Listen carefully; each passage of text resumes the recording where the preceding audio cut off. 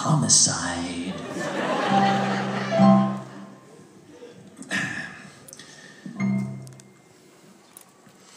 They need to build me another hotel so I can start putting them in the foundation.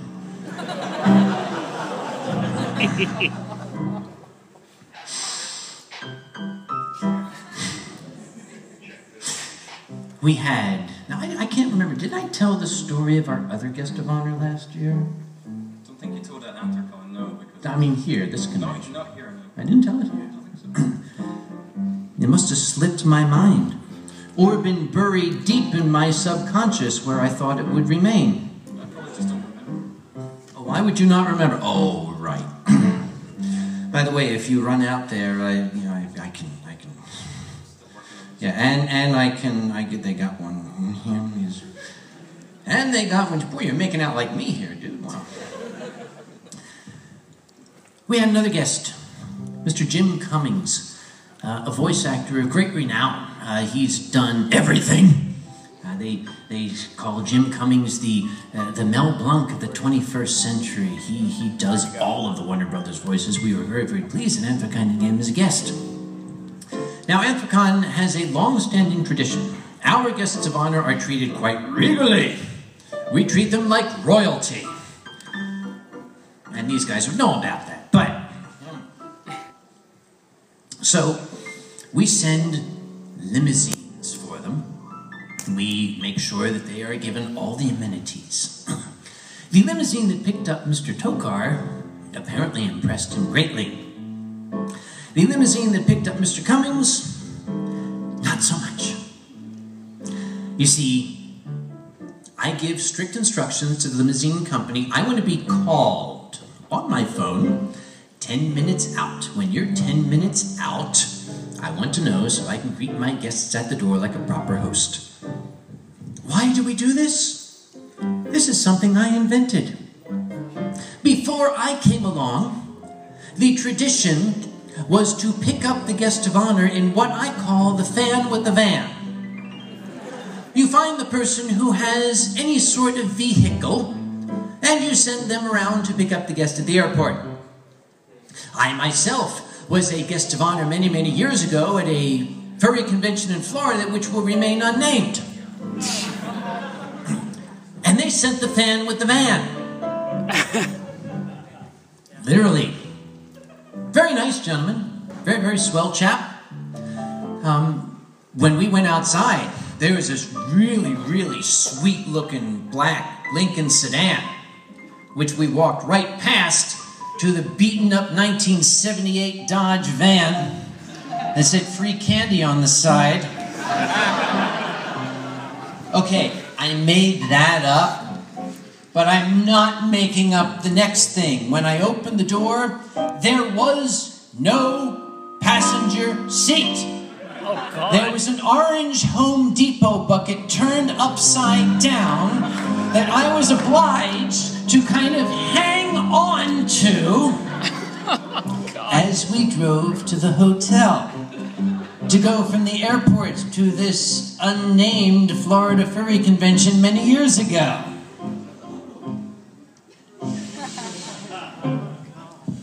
I've never let them forget it. But that's when I started sending limousines. Mr. Tokar was pleased with his limousine. Mr. Cummings was coming in very late at night. It was going to be after midnight. The poor man's plane was going to be landing. But I am his host. I shall stay up and wait for him.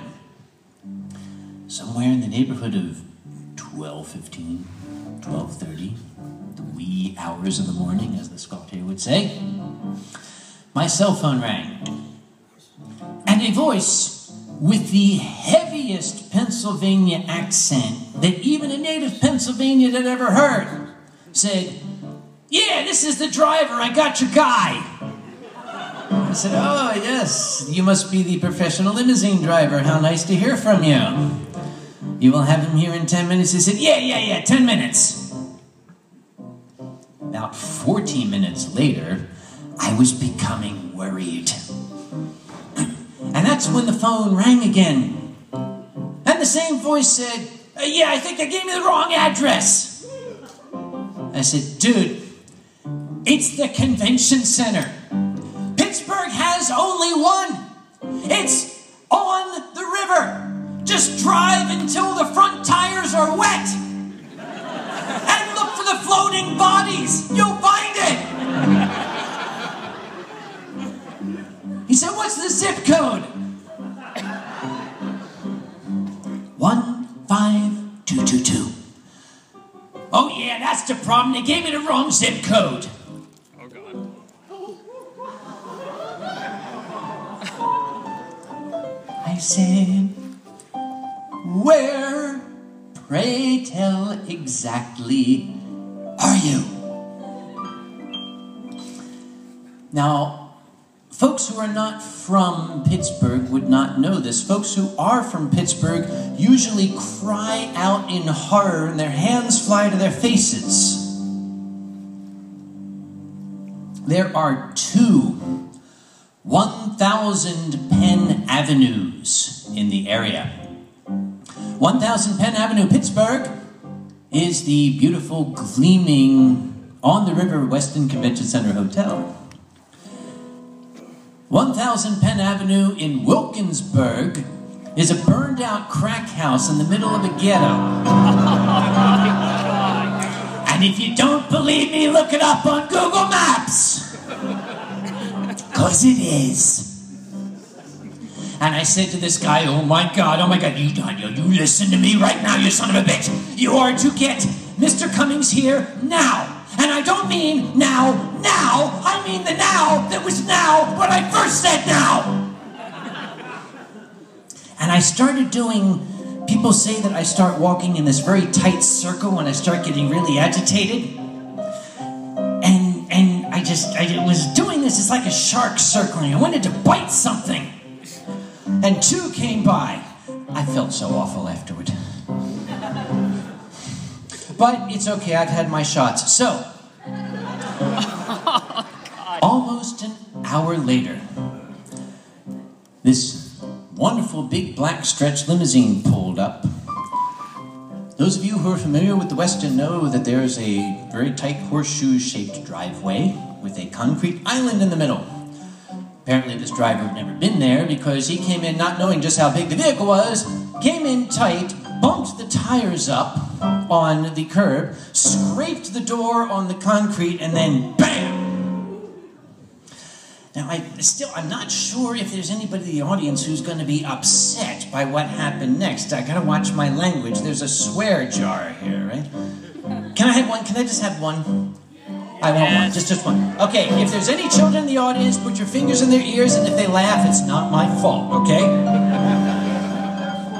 Y'all know BBF, Big Blue Fox? Yep. BBF was there. See, I don't remember this. Yes, BBF was there with a big blue camera. And he filmed this. He filmed it. And what we see the limousine come in, we see it go boom, we hear, and then it comes bam! And then, just to the right of the camera, this very familiar voice bellows out, motherfucker!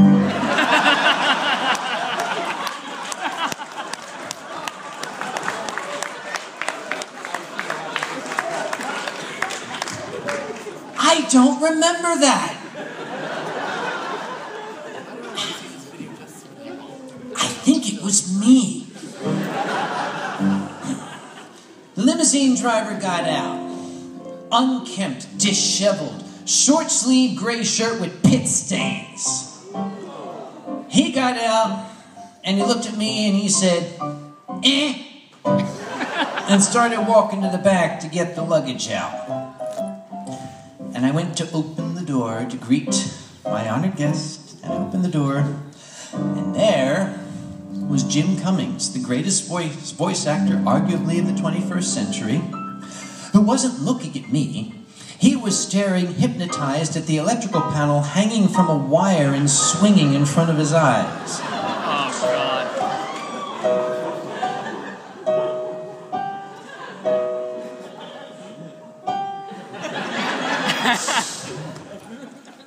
I stepped back, He came out of the trance and stepped out of the car. And I said, Mr. Cummings, my name is Dr. Conway. I'm your host here. Welcome to Anthrocon. I'm sorry! I'm so sorry! Oh my God!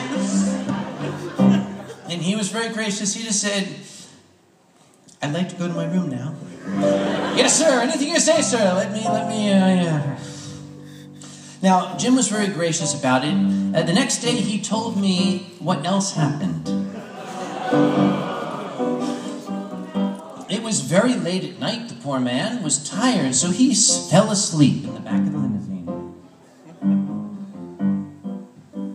When he woke up, and this is Jim's words, I wasn't there.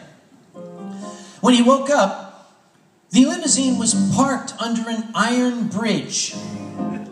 And the limousine driver was saying, this can't be right. This ain't the Westin. They ain't fooling me. And Jim leaned up. They got a little window there. He leaned up and said, what gave it away? Where do you suppose the Westin is? Maybe it's behind that wino. That's when the limousine driver called me. And according to Jim, the limousine driver did not know how to work the GPS.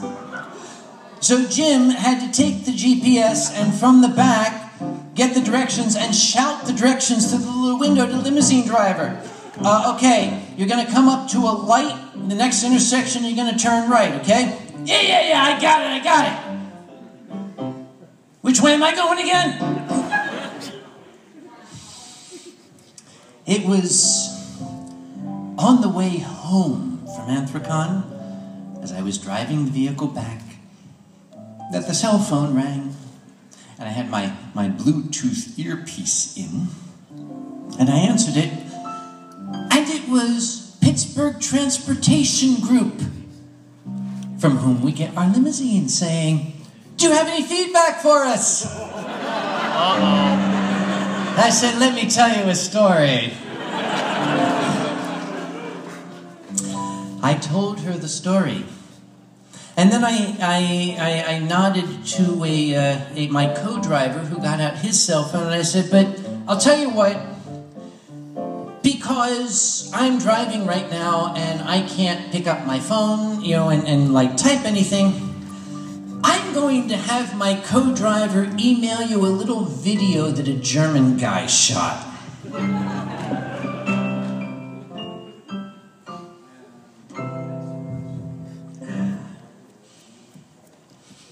There is no more room in the river.